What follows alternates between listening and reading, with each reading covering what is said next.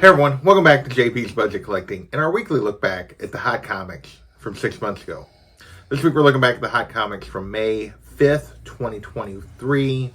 I'm recording this on November 4th, 2023. As always, I give you those dates so you know when this information is actually most relevant, because the market is always moving and changing. And yeah, so as you will see when we look at the values of just 6 months difference for all of these books. As always, we're looking back at the CBSI Hot Top 10 and the Comic Tom Key Collector Hottest Trending Comics of the Week. This week we got technically 17 books to look at, but we're only actually going to look at 16. CBSI threw in a category. Basically, they were like those do you poo variants, which, spoof variants. I guess they were selling at all prices, but they didn't give a single example, so it was kind of hard to go back and actually evaluate anything with that market. So I just left that out, but I thought I'd mention it again. So we're going to talk about 16 other books that they were on the two lists. So let's dig in and see what we can learn. This week, we're going to start with Sweet Tooth #1. This hit the list again because season dropped sort of out of nowhere on, I think Netflix is where Sweet Tooth is at. And yeah, there was no real warning. They just kind of dropped season 2 and people went crazy for it. And raw copies were going for $120. 9.8s were up to $440. And now it's a $15 to $40 book raw. 9.8, $140 to $200. That's a massive dumpster fire. That book has come plummeting back to earth as we've moved away from season 2. I don't know if we're going to get a season 3. I think people weren't sure. Probably nothing's happened on that between the writers and the actors strike. Probably nothing's happened on any movement if there's a season 3 or not, or maybe it's just done. I don't know. I haven't watched any of Sweet Tooth. So next we have Transformers #1. This hit the list because the trailer for Transformers Beast War dropped. And back then raw copies were going for $160, 9.8 going for $15.80. These prices were up a little bit from where this book kind of just sits, but not a lot. And they've kind of just returned to where this book kind of sits. Even with the new comic series coming out and the new Energon universe, this book is still kind of back to just where it kind of stays. $40 to $125 for a raw copy. 9.8, $14 to $1,600. So it's down, and I'll be back a bit from what it was when the movie came out on the raw side. On the 9.8 side, it's actually very steady, but we're gonna leave it as a down, and I'll be back overall. All right, next we're gonna move into our covers. Our first cover is Rocketeer: Planes, Dames, and Rockets, the Adam Hughes Kickstarter variant. This thing was super popular when it was first kind of out there. Raw copies were $75 to $120. Now it's only 2 recent sales, and both are 9.8 slabs for $90 and $100, so less than some of the raw copies were going for back then. The original listing on this was raw was $45, but currently there's some raws listed for $45 and no sales. So yeah, this is another dumpster fire. This is a book that's backed way up. Still a cool cover. Still, I know there is some love for Rocketeer. But yeah, this particular cover has not held in the market. Next, we have, for the 3rd week in a row, She-Hulk #12, the Ji-Hung Lee 1/100 Virgin variant. So we've talked about this the last 2 weeks. Both of the last 2 weeks, it was up from those prices, even though it kept climbing. This was the 3rd week in a row it was on the list. And at this point, we finally got to the peak, and it went beyond where it was able to sustain. It eventually happens no matter what on all of these kind of covers like this that continue to rise. Back then, raw copies were up to $250. Now it's a $2 to $225 book raw. So it still hasn't backed up that much from the peak. This is still very surprising, and most covers don't do this. So this book has a lot more staying power than typical. 9.8 still at $215, a little over $300. So now it's a down, and I'll be back from the 3rd week peak, but still a super cash book if you got in on this early in the process before this, before it just kept climbing and climbing. Yeah, a book that has really maintained value really well. Next, we have Poison Ivy #12, the Jenny Frison 1/50 foil variant. This 1/50 was only going 60 to 80, which is not usually a good sign.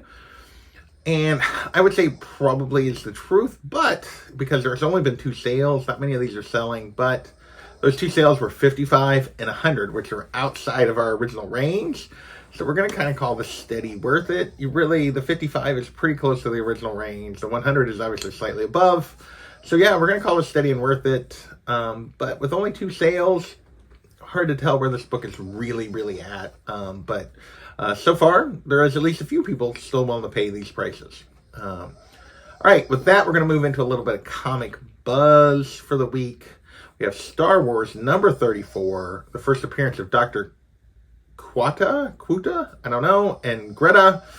I don't know anything about these characters. I guess they'd apparently originally appeared in some novels or something from the Legends universe, and this was them being brought back. I don't remember these particular characters from anything I've read, but back then raw copies were $20 to $75 for this thing right out the gate. So most of the sales were around the $20-$30 range, but there were raw sales as high as $75. Now it's an $8 to $15 book. 9.8, 30 to 70, less than some of those high raw sales back then. So yeah, this is a dumpster fire also. If you were paying $75 for the first appearance of a new Star Wars character, not super sustainable this early on, because these prices really are never going to last. We'll see if this character becomes anything important, but kind of doubt it. Next, we have Spider-Man number 8, the second appearance of Spider-Boy, but this is really hitting the list because people were trying to argue this was the first appearance, even though that made no sense, because he clearly appeared in 7. They talked to him, he said his name, like, it was multiple pages, yeah. But anyway, people were trying to claim that, which made this raw copies $10 to $25 back then. It's still a $5 to $20 book for a raw copy, 9.8, 40 to 100 for a second appearance. But we're going to still go with down, and I'll be back, as most of the sales are under the $10 mark, with just a few over. But yeah, so people were chasing Spider-Boy and still appear to be chasing Spider-Boy. Not sure I've seen enough to make me think, yeah, you should chase this character. All right, next we have Flash 792, the first appearance of Wade, who ended up being 1 Minute War, I guess is the name that they're listing online. I don't know. I haven't been reading this Flash run. I don't know anything about this character. But Tom put it on the list because there was lots of sales, even though they were all $4 to $5. Now it's a $5 to $10 book, but really that's about what you end up paying for the most part just to buy anything on eBay. But we're going to go and call it steady and worth it. It's, going for maybe slightly more in the same range as it was before. But I don't know that there's a lot of love or that ceiling here to this particular character. We'll see. All right, with that, we have one kind of Sony movie book in here. That's Amazing Spider-Man number 41, the first appearance of Rhino. On the list for the second week in a row, 6.0, 650, 80, 1400, 92, 3600. So yeah, this is one of those where Tom put the average at like 27, which made no sense. Raw copies weren't going for that. It took, you had to be in the 9s to get to a $2,700 value. But anyway, raw copies back now are 100 to 500. 6.0s are sitting in that 5 to 675 range. 8.0, 1,050. You can argue this is a down and I'll be back. I put steady and I'll be back.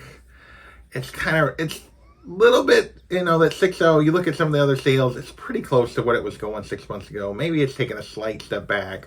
We'll go with the steady side of I'll be back as opposed to the down. But yeah, it's definitely a book that's, and obviously long term, this book is going to continue to rise in value. But from this current thing, it's probably taken a half step back in terms of value in the last 6 months.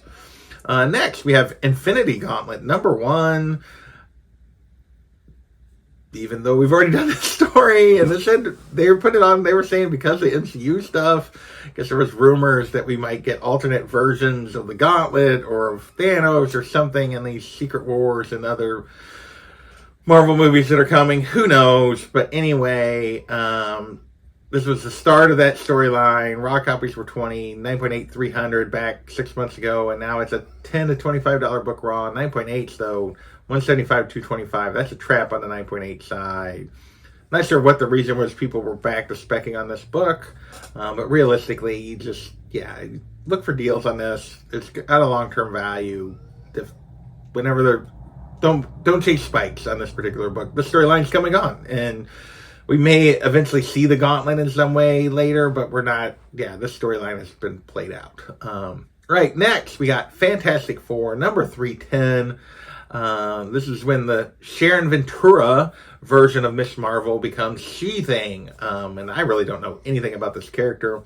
But this was hitting the list because Mila Kunis met with the director and then hinted that she knew the casting for the FF movie. And so people were like, she's going to be the Thing. And I was like, with nothing really to go on other than this, and she came out immediately and denied it, and yet people were chasing this book. It was still only going for like $4, but 9.8 went for like $150, which seems crazy. Now it's a $1 to $5 book. No recent 9.8 sales to compare with. My guess is they'd be well under 100, but none to compare with, so you can't really say anything for sure. But a 9.6 went for $20. Yeah, $20, less than what it cost to slap. So yeah, down, and I'll be back on this on the raw side, but my guess is it was probably a trap if you paid $150 for a 9.8 and tried to get that now. Yeah, I don't think you could get it. All right, next we have Fantastic Four number 211. A little better Fantastic Four spec here. First appearance of Terrax, a Herald of Galactus.